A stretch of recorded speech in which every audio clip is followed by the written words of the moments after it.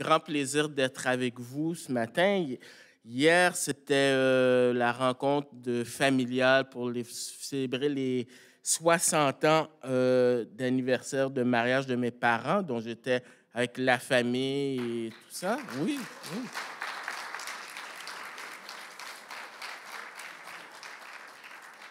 Et ce matin, je suis avec ma famille spirituelle. Alors, c'est bon de voir que il y a des nouveaux visages, mais aussi il y a des habitudes qui restent. Le coin des jeunes reste toujours le coin des jeunes. Il y a des personnes que je vois que c'est toujours leur place attitrée. Et puis, j'ai vu que Philippe, il faut toujours qu'il travaille sur ses blagues. Alors, mais pour ceux qui ne savent pas, ça fait 2 ans, on est parti au Nouveau-Brunswick et puis on a commencé une petite œuvre là-bas. Et puis, je ne sais pas si tu peux présenter, je ne sais pas si c'est... Est-ce que... Non, ça n'a pas marché? Ah, c'est dommage. Vous auriez... Mais je vais l'envoyer, puis puis Philippe, tu le présenteras la semaine prochaine. On va regarder ensemble la parole de Dieu. Donc, je vous invite à ouvrir vos Bibles dans le livre de Proverbes. Proverbes, c'est au milieu de votre Bible. Vous ouvrez, c'est les psaumes et probablement un livre après, c'est Proverbes. Proverbes, le chapitre 6. Je vais lire du verset 20 au verset 35 dans la version Louis II. Proverbe 6, verset 20 à 35. Je vais vous demander de vous lever debout comme signe de respect pour la parole de Dieu. Je vais lire. On va prendre juste quelques temps pour se recueillir parce que je crois vraiment qu'à chaque fois qu'on lit, qu'on écoute la parole de Dieu, c'est un combat. C'est vraiment un combat parce qu'on a plein de raisons qui nous viennent en tête. Ah, ça, c'est pour avancer. OK, cool. Et je pense que c'est vraiment un combat spirituel. Donc, je vais lire et par la suite, on prendra le temps juste pour être en règle avec Dieu. Et puis après, je prierai et on regardera le texte en détail. Alors, j'ai pour vous, mon fils, garde les préceptes de ton père et ne rejette pas l'enseignement de ta mère.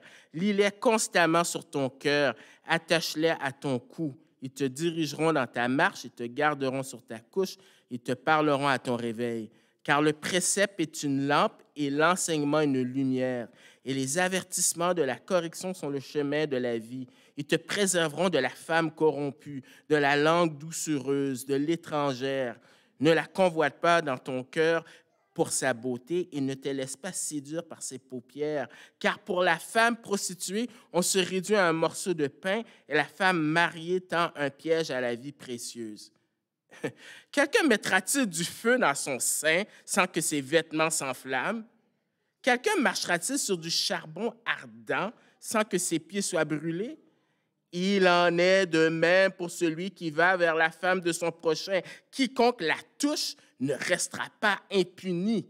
On ne tient pas pour innocent le voleur qui dérobe pour satisfaire son appétit quand il a faim. Si on le retrouve, il fera une restitution au septuple. Il donnera tout ce qu'il a dans sa maison.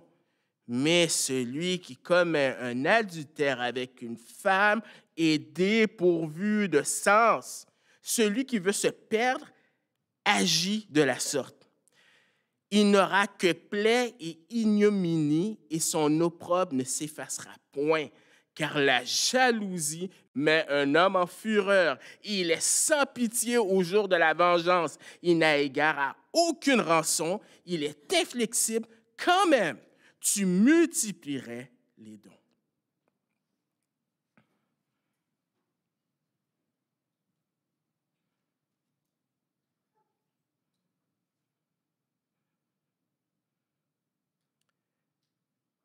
Seigneur, on veut te demander pardon. On veut te demander pardon parce que on est capable de pécher de plein de façons. Et des fois, une des raisons pourquoi on a de la difficulté à être intéressé à ta parole, c'est parce qu'on n'est pas en règle avec toi. Et c'est pour ça qu'on veut te demander pardon. On ne veut pas trouver d'excuses, mais on veut te confesser nos manquements. Et on te demande que par ton esprit, que tu puisses vraiment rendre cette parole vivante dans nos vies, que ce ne soit pas juste un exercice cognitif, mais surtout que nos vies soient transformées, parce qu'on a constamment besoin de toi, que ce soit 1 an dans l'Évangile ou 100 ans, on est des personnes qui avons besoin de ta grâce. Donc, permets que cette parole puisse porter du fruit pour ta gloire. Dans le nom de ton Fils Jésus, amen. Merci, vous pouvez vous asseoir. Alors, ce matin, on parle de mariage directement. Et un mariage, c'est un contrat, c'est une alliance. Et il y a des choses dans le mariage ou des ennemis qui viennent briser le mariage. Et un de ces problèmes, c'est l'adultère. L'adultère, c'est quand tu couches avec quelqu'un d'autre. Et vous savez, quand on a déménagé au Nouveau-Brunswick, une des choses que j'ai trouvées dans notre nouvelle maison, c'était des pièges à souris. Puis je me suis dit, il n'y en a plus, là, j'en ai pas trouvé. Mais je me suis toujours demandé, est-ce que les pièges à souris, c'est vraiment efficace? Quand on y pense, tu as le fromage qui est tout petit, et puis tu as le piège qui est gros comme ça, puis tu te dis, il faut être vraiment stupide pour tomber dans ce piège-là. Et je me suis rappelé que Jacques dit, dans Jacques chapitre 1, que tout le processus de la tentation, c'est l'idée d'un appât et qu'on est attiré, puis on mord l'appât, et puis on tombe dans le piège. Et c'est un peu comme ça aussi avec l'adultère. Et c'est pour ça que Salomon nous donne des avertissements pour ne pas qu'on tombe dans ce piège-là. Donc, c'est pour ça que j'ai intitulé le message de ce matin « Des exhortations concernant l'adultère ». Okay? Et j'aimerais voir avec vous 3 points qui tournent alentour de ce thème-là. Alors, vous avez vu le premier point, du verset 20 à 23, c'est une exhortation importante. En d'autres mots, ferme ton cellulaire, arrête ta tablette, écoute ce que j'ai à dire parce que c'est important. Deuxième point, du verset 24 à 25, c'est une mise en garde. Le troisième point, du verset 26 à 35, là, on va parler des conséquences néfastes de l'adultère. Parce que Hollywood ne va jamais te dire cela. Jamais, jamais, jamais. Mais la Bible va te dire les vraies affaires. Puis on essaiera de trouver une conclusion et des applications pour nous. Alors, le premier point, OK, c'est une exhortation, mais elle est spéciale, cette exhortation, parce que dans le livre de Proverbes, les 9 premiers chapitres, c'est Salomon qui enseigne à son fils différentes leçons de la vie. Et parmi ces enseignements, il aborde le mariage et l'adultère. Mais qu'est-ce qui est spécial, c'est qu'il implique son épouse dans cette exhortation. Donc, c'est une exhortation qui vient des parents, ce qui nous est présenté ici. On a un père, on a une mère, on a un enfant. Alors, l'image qui nous est présentée, c'est une famille. Et c'est quoi une famille? Bien, dans la Bible, la famille, c'est une institution divine. C'est-à-dire que c'est Dieu qui a créé la famille. Et c'est important de nous rappeler cela parce que notre société marche avec des conventions sociales. On veut redéterminer le mariage, on veut redéfinir la famille. Mais la Bible est claire, Dieu c'est le créateur et une famille, normalement s'il n'y a pas de décès, en général c'est un papa, une maman, c'est un enfant. Général. Et chacun joue un rôle dans la famille. Le père joue le rôle de chef de famille. Alors, généralement, quand quelqu'un va entendre père, chef de famille, ce qu'il a dans sa tête, c'est que, il se croit supérieur et puis il y a de l'abus. Ce n'est pas du tout cela. Par exemple, dans la Trinité, c'est un seul Dieu, 3 personnes distinctes, Dieu le Père, Dieu le Fils, Dieu le Saint-Esprit. Chacun a le même attribut et pourtant, chacun joue un rôle bien spécifique. Et le Père, lui, joue le rôle de leader. Mais ce n'est pas un leadership pour abuser, parce que Paul a dit, Père, il ne faut pas exaspérer vos enfants. Mais néanmoins, quand même, c'est un leadership qui vient de la part de Dieu. Et dans ce leadership, il faut qu'il discipline aussi ses enfants. Ça vient avec la responsabilité. Un père doit discipliner ses enfants quand ses enfants font des gaffes. D'ailleurs, Salomon est très conscient de la pertinence d'avoir un père qui exerce la discipline. Pourquoi? Parce que David a eu 8 épouses. Pauvre lui, il a eu 8 belles-mères. C'est comme... Non. C'est une blague, j'aime ma belle-mère. Mais il a eu 8 épouses, sans compter ses concubines. Et qu'est-ce qui nous intéresse, c'est la 5e épouse, Haggith, dans 2 Samuel 3-4. Alors, Haggith, elle a eu un enfant, Adonijah. Et si on veut savoir qu'est-ce qu'Adonijah a fait lorsqu'il est devenu vieux, il faut aller dans 1 Roi, chapitre 1, versets 5 et 6. Et je vous dis ce que l'auteur ou le commentaire de l'auteur sur Adonijah. Adonijah, fils de Haggith, se laissa emporter par l'orgueil jusqu'à dire « C'est moi qui serai roi ». Il se procura un char et des cavaliers et 50 hommes qui couraient devant lui. Son père ne lui avait de sa vie fait un reproche en disant « Pourquoi agis-tu ainsi ?» Adonijah était en outre très beau de figure. Il était né après Absalom. Donc, vous connaissez l'expression les enfants rois? Et je veux le lait et je le veux now. Je me souviens, il y a quelques années de cela, il y avait quelqu'un qui était venu aider à la maison pour Lydie, puis elle travaillait dans les garderies.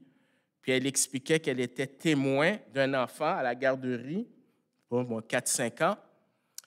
Madame, alors la maman vient chercher l'enfant, mais l'enfant dit, non, je veux que c'est papa qui vienne me chercher. D'accord, mon garçon. Papa vient. Non, je veux venir à la maison avec une bicyclette. D'accord, mon enfant, va chercher une bicyclette. Des enfants rois, ça donne des Adonijah. Et on est dans une société avec plein d'Adonijah parce que c'est un crime horrible pour la société de reprendre un enfant. Parce que si tu reprends et tu corriges l'enfant, oh, tu l'as brisé pour toute sa vie. Mais il y a des conséquences. La Bible donne des institutions divines pour nous protéger. Mais si tu ne respectes pas ces choses-là, on a une société qui va éclater.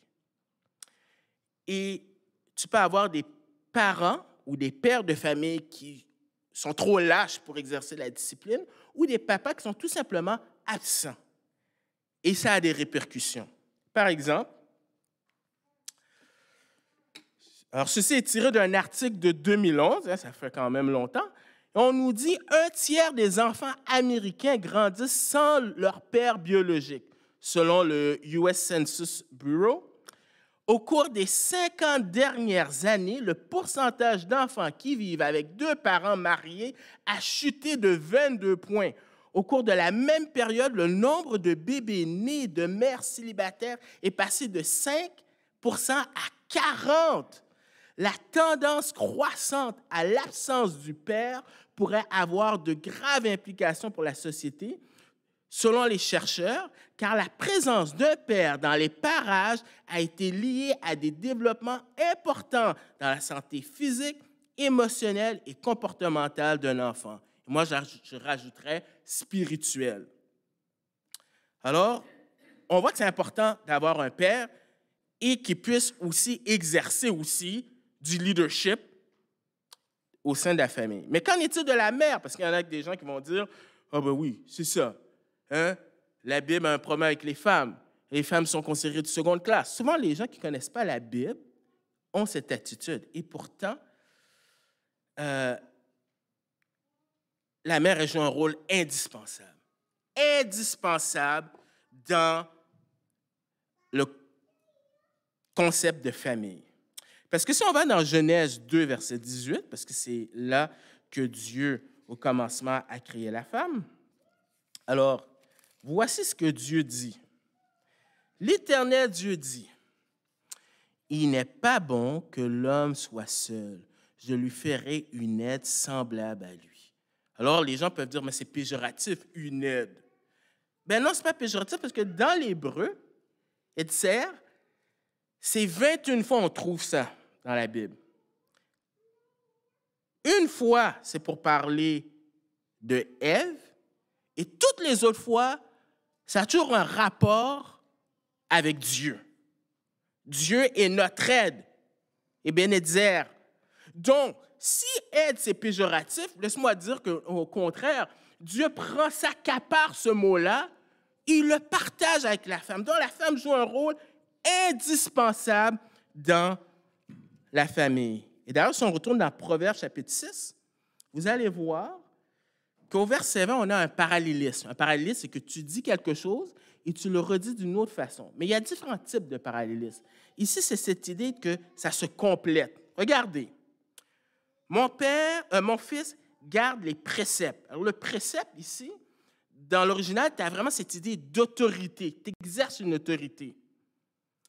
Mon fils garde les préceptes de ta mère, de ton père, et ne rejette pas l'enseignement de ta mère. Et le mot enseignement, c'est Torah.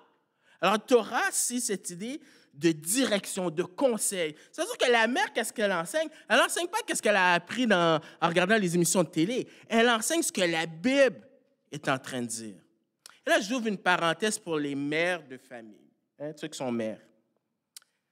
Philippe et Eduardo ont une plateforme tous les dimanches, à peu près 50, 60 minutes peut-être. Mais une mère a la plateforme pour enseigner son enfant tout le temps. Donc, vous jouez un rôle vraiment capital dans la croissance spirituelle de vos enfants. Très important. Des choses que Philippe ne peut pas se rendre, Eduardo ne peut pas se rendre là où vous êtes, mais vous avez la plateforme pour le faire. Alors, on a ici, et c'est intéressant, on a un père et une mère qui travaillent ensemble pour enseigner leur enfant. Et je dirais même enseigner dans un contexte de sexualité. Le mot tabou. Les parents, c'est eux qui doivent enseigner aux enfants plein de leçons de la vie, y compris la sexualité. Parce que si vous ne le faites pas, quelqu'un d'autre va le faire.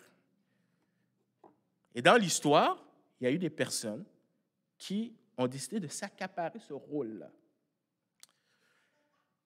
Nous avons ici Platon et nous avons ici Jean-Paul Sartre.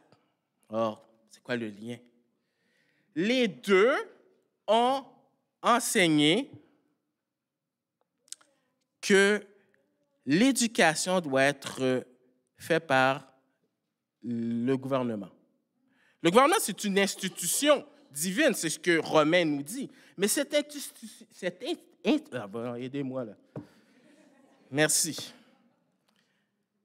Ne peut pas rentrer dans la famille. Et j'en sais quelque chose, je ne sais pas qu'est-ce qui se passe au Québec. Je ne sais pas. Je ne sais pas ce que vous avez vécu au secondaire. Vous êtes encore secondaire ou cégep? OK. Mais je sais que là-bas où est-ce que je suis, le programme, c'est que nous allons vous enseigner la sexualité, puis vos parents, là, chut, en gros, je dis ça. Mais c'est vrai. Donc, est-ce que je suis en train de dire que maintenant, il faut prôner l'école à la maison? Ce n'est pas ça que je suis en train de dire. Ce que je suis en train de dire, c'est que comme parent, tu dois être au courant de qu'est-ce qui se passe et qu'est-ce que ton enfant apprend. Et ça, c'est votre devoir de le faire. Si vous ne le faites pas, ça va être l'Internet, ça va être les amis, ça va être les médias qui vont enseigner la sexualité à vos enfants. C'est ce que Proverbe est en train de nous dire. Alors, c'est pour ça que l'exhortation, elle est importante. Mais pas juste ça. Il faut la retenir fermement. Justement parce que tu as toutes ces influences, tu dois la retenir. Et vous savez, ce genre de message, peut avoir l'effet négatif de dire « Oh, j'ai échoué comme parent. » Et là, « Oh, mea culpa. Oh, je suis un mauvais parent. » Ce n'est pas ça le but. Parce qu'on est tous pécheurs. Proverbe, c'est des principes. Et toi, comme parent, tu as ta responsabilité, mais le fils ou l'enfant a la responsabilité d'écouter et de mettre en pratique. S'il ne le fait pas, il désobéit à Dieu, ultimement, parce que les parents sont les représentants que Dieu a placés. Donc, la responsabilité est aussi envers l'enfant de ne pas rejeter. Mais au verset 21, il dit « Lis-les constamment sur ton cœur, attache-les à ton cou. » C'est sûr que quand il dit ça, ce n'est pas littéral, parce que c'est de la poésie. Proverbe, c'est de la poésie. Dans la poésie, il y a des images. Donc, c'est une métaphore. Il le dit plusieurs fois, la même expression. Mais le danger, c'est que des fois, les Juifs prenaient les choses de façon littérale. Et qu'est-ce qu'ils faisaient? Ce qu'on appelle des phylactères. Tu as un petit verset, puis là, tu accroches ça sur une petite boîte, ou comme vous voyez, le petit bras ici. Ce n'est pas magique, ces choses-là. Là. C'est comme les gens qui viennent à l'église, puis qui apportent leur Bible, puis parce qu'ils pensent qu'ils ont apporté leur Bible, que par osmose, la parole de Dieu rentre. Non, c'est la superstition. C'est pas ça. C'est une image pour dire quoi? Pour dire que tu dois méditer et mettre en pratique la parole de Dieu. Constamment dans ta vie, là, c'est pas juste le dimanche que tu rumines, tu penses à ça. Mais tu dois la mettre en pratique, parce que si tu ne la mets pas en pratique, tu ne verras pas comment la parole de Dieu a un impact. Où est-ce qu'on habite?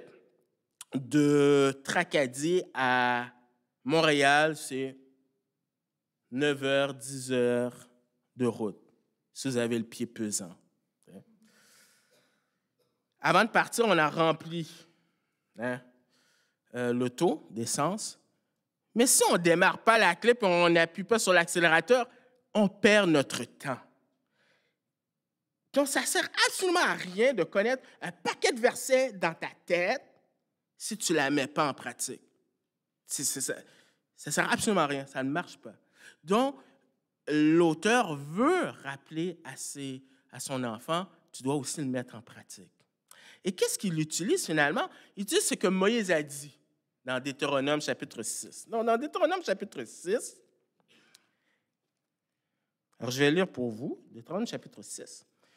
Voici les commandements, les lois, les ordonnances que l'Éternel, votre Dieu, a commandé de vous enseigner afin que vous les mettiez en pratique dans le pays dont vous allez prendre possession. Afin que tu craignes l'Éternel, ton Dieu, en observant tous les jours de ta vie, toi, ton fils et le fils de ton fils, toutes les lois et tous les commandements que je te prescris, afin que les jours soient prolongés. Tu les écouteras donc, Israël, et tu auras soin de les mettre en pratique, afin que tu sois heureux, que vous multipliez beaucoup, comme te l'a dit l'Éternel, le Dieu de tes pères, en te promettant un pays où coule le lait et le miel. Écoute, Israël, l'Éternel, notre Dieu, est le seul éternel. Tu aimeras l'Éternel, ton Dieu, de tout ton cœur, de toute ton âme, de toute ta force. Et ces commandements que je te donne aujourd'hui seront dans ton cœur. Tu les inculqueras à tes enfants, tu en parleras quand tu seras dans la maison, quand tu iras en voyage, quand tu te coucheras, quand tu te lèveras. Tu les liras comme un signe sur tes mains et ils seront comme des frontons entre tes yeux. Tu les écriras sur les poteaux de ta maison et sur tes portes. Qu'est-ce que l'auteur veut dire? C'est que là, le dessin, là, vous voyez l'image, « Read me ». Il y a la poussière là-dessus.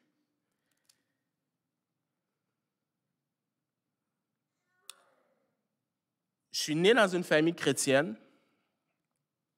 J'ai mis ma confiance en Jésus. De façon quand j'étais très conscient de ça, c'était à 8 ans. Mais jusqu'à 22 ans, c'était comme ça, c'était en dents de scie. Parce que je ne sais pas pourquoi, je croyais que une loi non dite, que seulement les pasteurs peuvent lire la Bible en entier. Jusqu'à ce que je tombe sur un livre, peut-être vous connaissez cet auteur, Rav Chalice, qui a dit « Si tu veux aller loin ». Et c'était la première fois que je voyais quelqu'un qui me mettait au défi de lire la Bible en entier.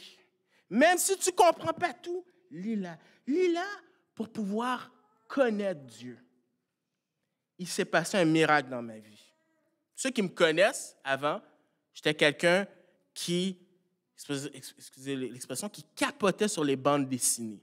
J'en avais à peu près 5000 à peu près. Tous les films de Marvel, vous avez déjà entendu parler de Marvel, Avengers, tout ça? Ça, c'était, je connaissais ça là. Puis tout d'un coup, j'ai perdu intérêt à cela. Et maintenant, j'ai plein de livres reliés avec la Bible, puis là, c'est un problème à la maison. Non, mais sans faire ça, il s'est passé quelque chose. Parce que j'ai vu que c'était vrai. Ma vie était transformée, j'avais soif. Et ce que Moïse est en train de dire, c'est qu'il y a des moments formels pour enseigner la Bible et des moments informels. Dans toutes les situations de la vie, tu as des occasions pour parler de Dieu. Et ça va peut-être vous choquer, j'espère pas. Mais l'école du dimanche est juste un outil. La jeunesse, c'est juste un outil. Ça ne peut pas remplacer l'enseignement que les parents doivent faire.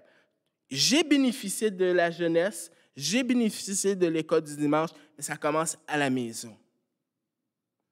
Des fois, on a tendance à renverser ça. Je donne cet exemple c'est par grâce ce qui m'est arrivé, mais je veux juste vous compreniez que ça demande vraiment des sacrifices. Ceux qui ne savent pas, j'ai mon garçon Caleb qui est autiste. Mais avant qu'il ait le diagnostic, moi, dans ma tête, je me suis dit, je vais acheter plein de Bibles, puis ça va être cool de lui apprendre à prier, tout ça. Ça a pris 5 ans avant que Caleb puisse vraiment parler. Au début, j'étais découragé. Je disais, à quoi ça sert? À quoi ça sert? Puis tout d'un coup, je me suis dit, tu sais quoi? Je vais prier avec lui. Très simple. Merci Jésus pour papa, maman, Lydie, Caleb. Tout. Le soir, chaque soir, pendant 5-6 mois. Jusqu'à un jour, on était chez des amis, puis lui, il avait des enfants, puis il a demandé, est-ce que quelqu'un pourrait prier parmi les enfants? À ma grande surprise, Caleb lève la main, il commence à prier.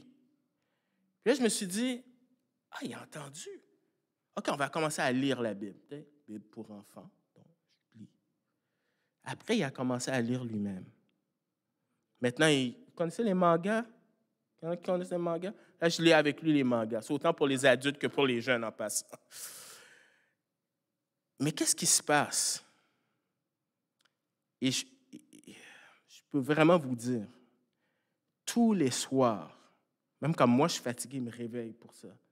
On prend le bottin de l'église, là, pour Mike, pour Mathieu, après pour Jérémie. On prie pour chaque personne. Et ça, je sais que c'est un miracle. Mais ça transforme. C'est juste ça que je veux vous dire. C'est vrai que c'est pas de la farce, là. C'est pas de la religion. Mais ça demande des parents un engagement pour le faire. OK, ferme la parenthèse. Donc, c'est une exhortation à retenir fermement. Et les raisons, pourquoi faire tout cela? Mais il le dit au verset 22 et 23. Ils te dirigeront dans ta marche, ils te garderont sur ta couche, ils te parleront à ton réveil, car le précepte est une lampe et l'enseignement une lumière et les avertissements de la correction sont le chemin de la vie. Le matin, le soir, quand tu marches, ça veut dire que l'impact de la parole, elle est constamment dans ta vie. Le problème, nous les chrétiens, on tombe dans le piège de croire que ça, là, c'est juste bon le dimanche matin. Mais dans la vraie vie, là, au travail, à l'école, c'est déconnecter la Bible. J'ai remarqué qu'en venant ici, là, j'ai vu que vous êtes en campagne électorale, là, j'ai vu ça. Mais je me souviens, l'année dernière, quand j'écoutais le débat des chefs, et puis je pense qu'il y a eu un débat des chefs récemment, là, ça a été. Les sujets abordés, c'est toujours à peu près les mêmes sujets. L'économie, la Bible en parle. Ben voyons, oui. La famille, la Bible en parle. L'éducation, la Bible en parle. Les aînés, la Bible en parle. L'immigration, la Bible en parle. Donc, viens pas me dire que ce livre-là, oui, il est vieux, ça, je vous le concède, mais viens pas me dire que c'est déconnecté de la vie. Et peut-être, une des raisons pourquoi on ne parle pas de la Bible, c'est parce qu'on ne la connaît pas assez, ou on pense qu'elle est déconnectée. Or, Dieu a créé le monde, et on fait partie de ce monde, il nous donne les principes pour vivre dans ce monde pour sa gloire. Donc, ça, c'est une raison. Il faut que l'enfant comprenne que ça n'est pas un livre du dimanche. C'est un livre de tous les jours, dans n'importe quoi. Ça sert de direction, comme le texte le dit. Le psaume 119, verset 105, dit « Ta parole est une lumière à mes pieds, une lumière, un chemin sur mon sentier. » Et ça sert de correction. J'aime le mot, il dit « sur le chemin de la vie ». Parce qu'il y a plein de choses que tu dois toujours corriger. Chemin. Vous n'avez pas des nids de poules ici. Ça n'existe pas, les nids de poules à Montréal. Hein? À moins que les choses ont changé depuis 2 ans, là.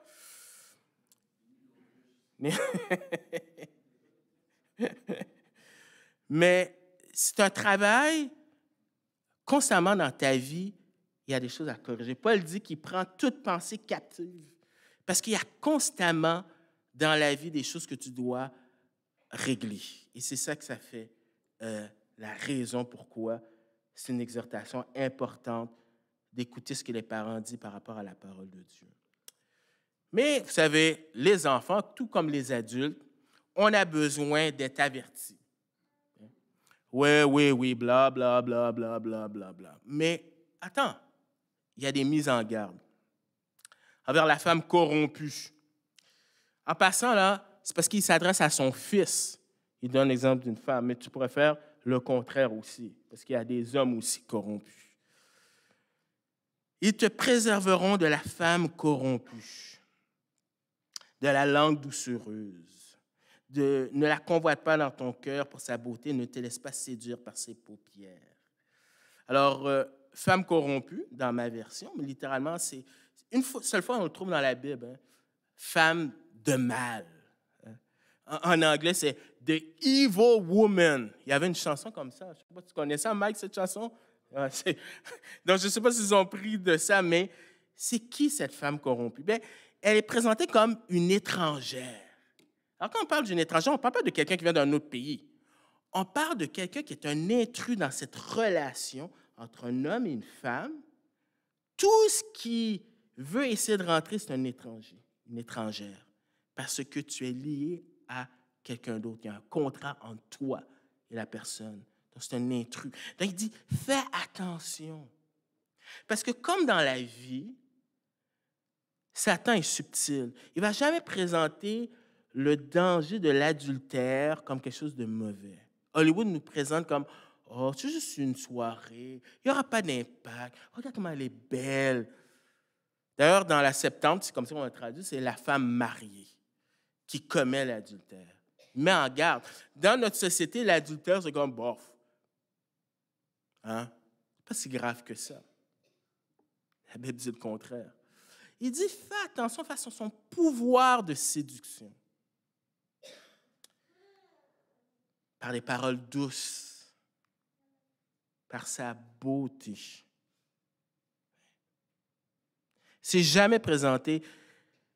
Quelqu'un ne va pas tromper quelqu'un d'autre parce que la personne est laide. Il y a forcément des choses qui t'attirent. Et le verset 25 dit, ne la convoite pas dans ton cœur. Le cœur, c'est là où tout commence. Tout commence par là. Si tu commences à réfléchir, là, tu commences à faire des péchés. Il y a quelques années de ça, il y avait un film, c'était, aïe, j'ai oublié c'est quoi le titre, mais c'était un homme qui dit, écoute, j'aimerais te donner $1 million pour coucher avec ta femme. Au début, la personne dit, ça va pas dans la tête, mais ils sont en train de réfléchir. Avec $1 million, là, je pourrais régler des dettes et tout ça, puis finalement, c'est ça qui arrive. Donc, ça commence comme ça. Alors, l'exemple de cela, on voit dans Proverbe 7, Proverbe 7, je lis au verset 10. Et voici, il fut abordé par une femme ayant la mise d'une prostituée et la ruse dans le cœur. Elle était bruyante et irritive, c'est-à-dire rebelle. Ses pieds ne restaient point dans sa maison, tantôt dans la rue, tantôt sur les places. Et près de tous les angles, elle était aux aguets. Elle le saisit, elle l'embrassa, et d'un air effronté, lui dit, « Je devais un sacrifice d'action de grâce. » Tu vois comment elle est religieuse. « Aujourd'hui, j'ai accompli mes vœux. C'est pourquoi je suis sortie aussi devant toi pour te chercher et je t'ai trouvé. Tu es l'homme de ma vie. Oh, tu es merveilleux. » Tu sais, flatte l'ego. « J'ai orné mon lit de couverture, de tapis, de fil d'Égypte. J'ai parfumé ma couche de myrrhe et d'aloès et de cinnamome. Viens, enivrons-nous d'amour jusqu'au matin. Livrons-nous joyeusement à la volupté. Car mon mari n'est pas à la maison. Il est parti pour un voyage lointain. Il a pris avec lui le sac et l'argent. Il ne reviendra à la maison qu'à la nouvelle lune. » Ça veut dire, on ne va pas se faire attraper. Là. Si c'est ça que tu as peur, là, personne ne va le savoir. Verset 21. Elle le séduisit à force de paroles. Elle l'entraîna par les lèvres doucereuses. Il se mit tout à coup à la suivre comme le bœuf qui va à la boucherie, comme un fou qu'on lit pour le châtier, jusqu'à ce qu'une flèche lui perce le foie, comme l'oiseau qui se précipite dans le filet sans savoir que c'est au prix de sa vie. Et maintenant, mes fils, écoutez-moi et soyez attentifs aux paroles de ma bouche, que ton cœur ne se détourne pas vers la voie d'une telle femme et ne t'égare pas dans ses sentiers, car elle a fait tomber beaucoup de victimes et ils sont nombreux tous ceux qu'elle a tués. Sa maison, c'est le chemin du séjour des morts. Il descend vers les demeures de la mort. C'est sérieux, cette histoire-là. C'est toujours le même pattern. Tu ne deviens pas un adultère du jour au lendemain. Il y a un processus qui se fait. Jésus a dit que si tu convoites, tu as déjà commencé le processus, comme n'importe quel péché. C'est pour ça qu'il faut faire comme Job, qui a dit, j'ai fait un pacte, mes yeux.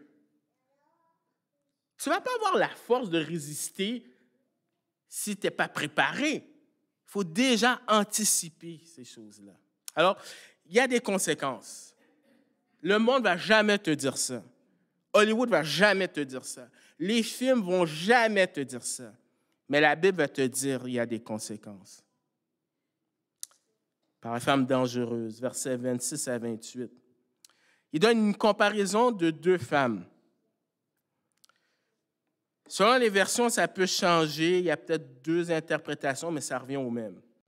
Car pour la femme prostituée, on se réduit à un morceau de pain et la femme mariée tend un piège à la vie précieuse. Alors, littéralement, on se réduit. Okay? Mais l'idée, c'est que probablement, alors il y a deux interprétations. Il donne la comparaison avec une prostituée. Quand tu rencontres une prostituée, il y a un prix à payer, il y a un échange. Et ça va te coûter juste un morceau de pain. C'est-à-dire, c'est cheap, ça ne va pas faire aussi mal qu'une femme mariée, par exemple. Ça, il y a des répercussions. Ou encore, tu rencontres une prostituée, ça coûte cher, tu es réduit juste à un bout de pain. Mais au moins, tu as quelque chose versus la personne qui couche avec la femme de quelqu'un d'autre. Qu'importe, l'idée, c'est que ça n'excuse pas la prostitution, mais c'est pour dire que l'impact est beaucoup plus grand. Il dit, et la femme mariée tend un piège. Et dans l'original, c'est pourchasser. Il y a vraiment, c'est comme quelqu'un qui est prêt à attaquer. Un piège à la vie précieuse, c'est-à-dire ton âme, tout ce que tu es. Tu sais, c'est grave. Qu'est-ce qu'on a? On a un exemple de quelqu'un qui est aux aguets pour t'attraper.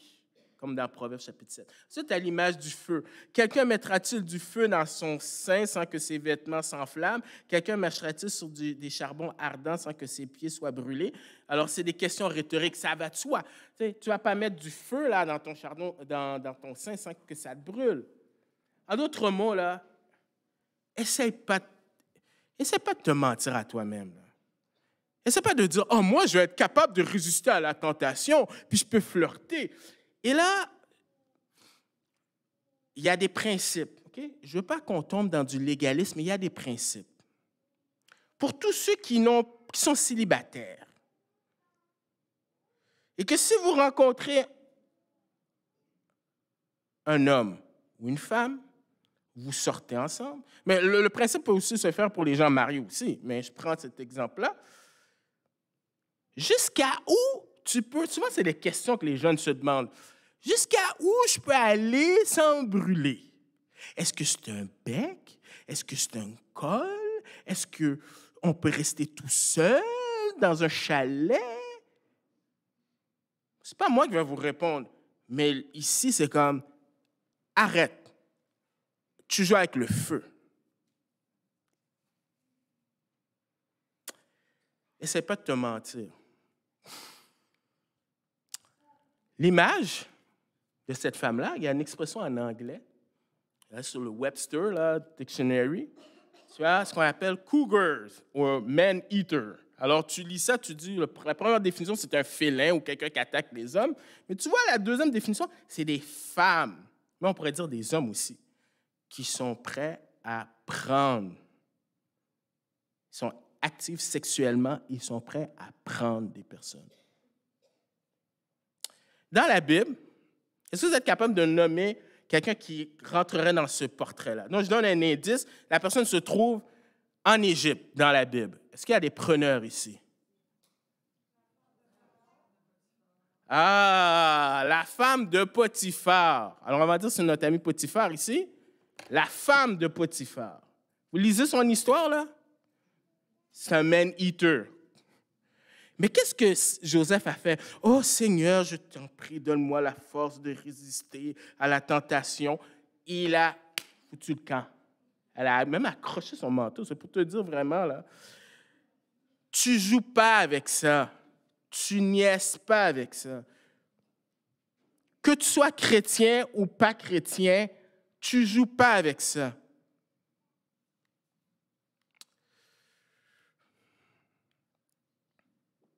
C'est aussi coûteuse et irréparable.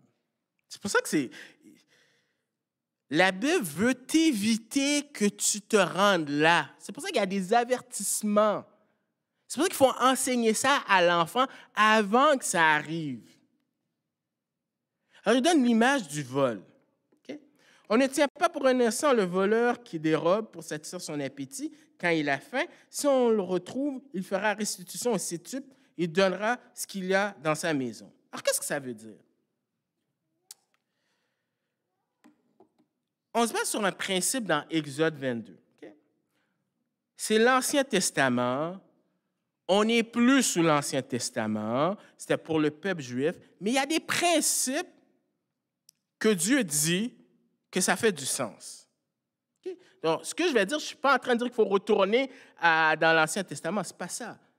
Mais c'est quand même intéressant comment la Bible perçoit la punition pour le vol. Généralement, ici, quand on vole, on va en prison. Alors, tu as volé quelqu'un, financièrement, tu le mets en prison. Mais dans une prison, il y a des infrastructures. Tu dois payer les gardiens de sécurité, tu dois payer le bâtiment, tu dois payer pour que le prisonnier ait 3 repas par jour, tu dois payer pour qu'il puisse avoir sa salle de gym, son Internet, sa bibliothèque. Donc, finalement, je ne suis pas en train de dire que la prison, c'est plaisant. Ce n'est pas ça que je suis en train de dire. Mais quelque part, quand les prisons coûtent de l'argent, ici, nous qui payons pour ça, c'est tout le temps ironique. Quelqu'un te vole, mais finalement, tu payes pour pouvoir le garder dans un système. La Bible, en tout cas, l'Ancien Testament, ce n'est pas comme ça. Dans Exode 22, si tu voles, il y a une restitution que tu dois faire, et pas juste 1 pour 1. Par exemple, je donne un exemple. Si quelqu'un vole mon auto, Et quand on était dans l'Ancien Testament, on va dire que les autos existaient. Tu dois non seulement payer pour le prix de l'auto, tu dois payer pour l'essence, parce que si tu devais aller travailler, tu as dû payer un taxi, donc il faut compenser non seulement l'auto, le déplacement et toutes les autres choses. Ici, il donne l'exemple au septuple. C'est une façon, image, de dire tu dois restituer au complet l'individu. Tu as volé, même si c'était de façon légitime, parce que tu avais faim. Tu avais besoin de nourrir, qu'importe, ta famille. Mais même ça, il faut que tu payes. Tandis que l'adultère, là, il n'y a rien qui peut restituer ça. Pourquoi? Parce que dans l'Ancien Testament, il faut se rappeler que le contexte, il écrit à des gens qui sont dans l'Ancien Testament. Lévitique 20, verset 10. Si un homme commet un adultère avec la femme mariée, s'il commet un adultère avec la femme de son prochain, l'homme et la femme adultère seront punis de mort. Il n'y a pas de question de restitution. T'es mort, on te tue. Mais ça entraîne la folie. Mais celui qui commet un adultère, un adultère avec une femme est dépourvu de sens. Littéralement, c'est de cœur. De cœur, qu'est-ce que tu veux dire? Parce que le cœur, c'est là où tu réfléchis. Et le péché, c'est ça que ça fait. Le péché, ça fait plein de choses, mais le péché nous rend stupides. Nous rend stupides parce qu'on sait les conséquences. On le sait, mais on se dit, moi, je suis l'exception à la règle. Je vais boire l'alcool au volant. Ça c'est les autres. Moi, ça ne me dérange pas. Je ne serais pas affecté par ça. Moi, je peux me flirter près du feu sans que je sois brûlé. Moi, je peux coucher avec plein de monde, puis il n'y a rien qui va m'arriver. Or, on sait qu'il y a des statistiques et des choses qui nous disent, par exemple, les données de 2011 sur la chlamydia, la gonorrhée et la syphilis publiées dans le rapport annuel du CDC indiquent que le CDC estime que 19 millions de nouvelles infections par ITS, avant c'est MTS, qui était connu sur MTS, surviennent chaque année dans ce pays, dont près de la moitié, c'est les jeunes de 15 à 24 ans. Chacune de ces infections constitue une menace potentielle pour la santé, le bien-être immédiat et à long terme d'un individu. En plus d'augmenter le risque d'infection par le VIH, les ITS peuvent entraîner de graves complications de santé reproductive, telles que l'infertilité. Les ITS sont également une lourde charge pour le système de santé américain, coûtant à la nation environ 17 millions de dollars en coûts de soins de santé chaque année. Et est-ce que les gens réfléchissent et disent « Oh, tu sais quoi? Peut-être que je devrais opter sur l'abstinence jusqu'au mariage. » Non, non, non, non, non, non, non. Nous, on sera différents du reste. Et les statistiques augmentent.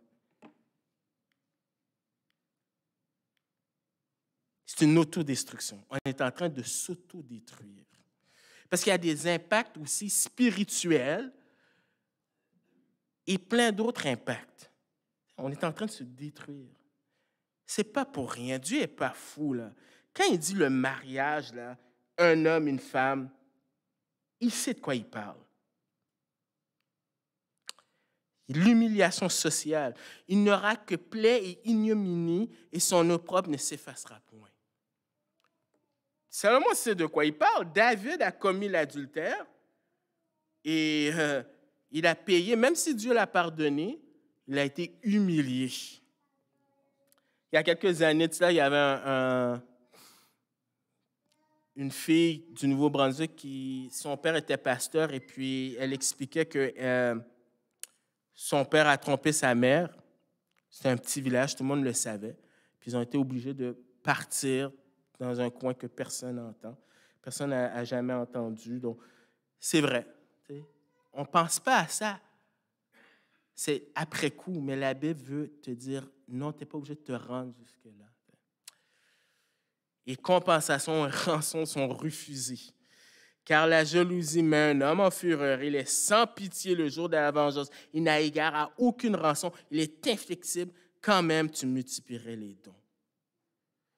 Alors, différentes applications. Ça peut être aussi que la personne, puisque tu lapidais la personne qui était coupable, peut-être c'est lui le premier à lancer les pierres, ou que ce soit comme on voit dans la télévision, on apprend dans les nouvelles, il y a un drame, et puis c'est quelqu'un qui a appris que l'autre a trompé, l'a trompé, ben il prend un pistolet, il tire. Et t'as beau dire, écoute, je vais te payer. Non, parce qu'il est en colère. Ça frappe. Donc, qu'est-ce qu'on peut apprendre de ça? Il y a plusieurs leçons. Je veux dire, le Saint-Esprit peut vous mettre à cœur des applications, mais je voudrais juste vous dire une chose. Le péché a toujours des conséquences.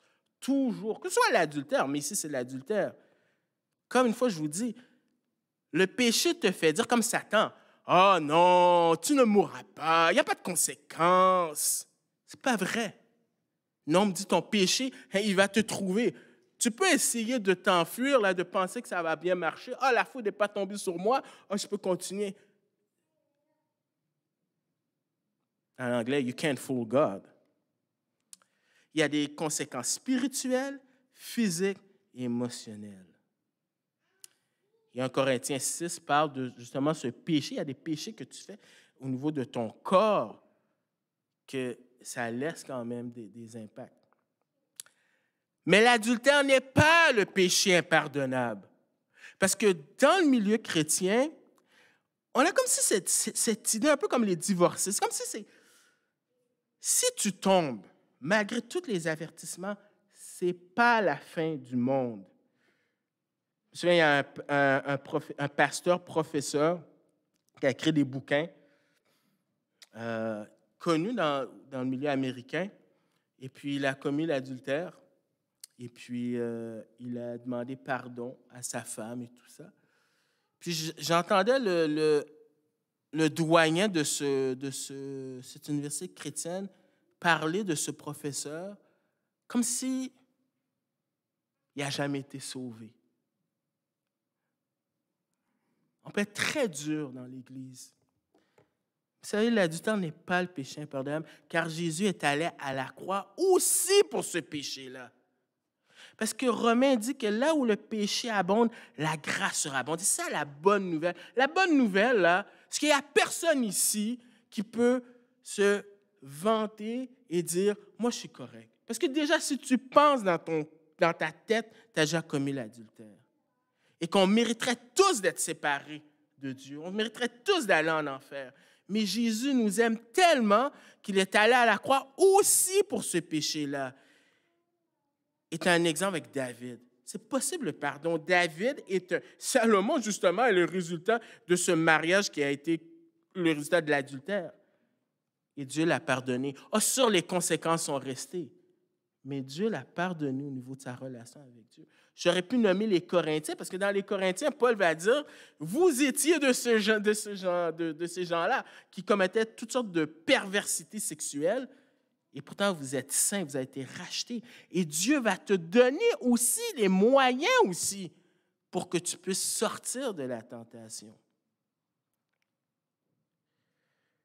Mais en même temps, je pense qu'on fait fausse route, on se concentre juste sur l'adultère sans penser aussi au mariage. C'est beau le mariage. On est dans une société où les gens ne veulent pas se marier, mais c'est beau le mariage pour ce qu'il représente. Parce que c'est un mystère. C'est l'image de la relation de Christ avec son Église. C'est quelque chose de beau. Et le mariage, c'est un cadeau de Dieu. Un petit assemblée, on est en train de faire Cantique des Cantiques. C'est extraordinaire. C'est un livre qui parle de relations sexuelles dans le cadre du mariage. Et c'est un beau cadeau que Dieu donne. Et je vais terminer avec des paroles d'une chanson. Alors, la chanteuse, ceux qui la connaissent, c'est Véronique Beliveau, dans les années 80. Juste par ma curiosité personnelle, est-ce qu'il y a des gens ici qui connaissent Véronique Beliveau? OK, au moins. OK. Ah, voici les gens instruits de l'Église. C'est bon à savoir. Exact. Alors, les paroles, alors je ne chanterai pas l'air. OK? Merci pour le dîner, pour les fleurs. Merci pour la belle soirée. J'ai bien apprécié. J'ai bien aimé ces quelques heures. Tu es tellement drôle. Mais ce qu'il y a de monter chez moi, inutile d'insister. Je dis non, non, non, non, non, non, non. Dirais non, non, non, non, non, non, non. Je suis fidèle, je suis fidèle, je suis amoureuse. Merci pour tout encore une fois. On se reverra peut-être. Mais si tu veux rester mon ami, il ne faut pas me flirter. Alors, je ne sais pas si c'est pour... Elle est mariée. Étrangement, encore, c'est rare de nos jours dans les célébrités qui sont encore ensemble. Mais sa motivation, c'est l'amour pour son mari. Elle reste fidèle. Mais la Bible dit qu'il y a une plus grande motivation. Et c'est Joseph. Il dit, pourrais-je faire quelque chose contre mon Dieu? Et c'est ça la clé de rester fidèle. C'est de rester attaché à Dieu. Plus tu aimes Dieu, plus tu vas t'éloigner de qu'est-ce qui déplaît Dieu. C'est ça la clé. Donc, je vais prier. Seigneur, merci pour ta parole. Merci parce que tu veux nous avertir. Tu veux nous avertir des dangers qui nous guettent. Le diable est venu pour détruire, voler, détruire, tuer. Mais toi, tu viens pour donner la vie en abondance. Et les cadeaux que tu nous donnes, c'est le cadeau du mariage.